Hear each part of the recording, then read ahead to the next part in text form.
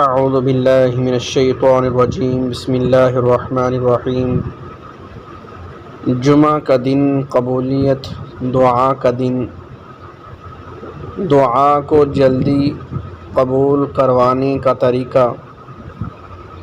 حضرت عبداللہ بن مسعود رضی اللہ عنہ فرماتے ہیں کہ جب تم میں سے کوئی دعا مانگے تو اسے چاہیے دعا کی ابتدا میں اللہ رب العزت کی شایان شان حمد و ثنا بیان کرے، پھر نبی کریم صلی اللہ علیہ وسلم پر درود شریف پڑھے، اور پھر اس کے بعد جو دعا مانگی ہو وہ دعا مانگے، کیونکہ اس ترتیب سے وہ اپنی مراد جلد پالے گا، یعنی اس کی دعا جلدی قبول ہو جائے گی۔ سبحان اللہ، سبحان اللہ، سبحان اللہ۔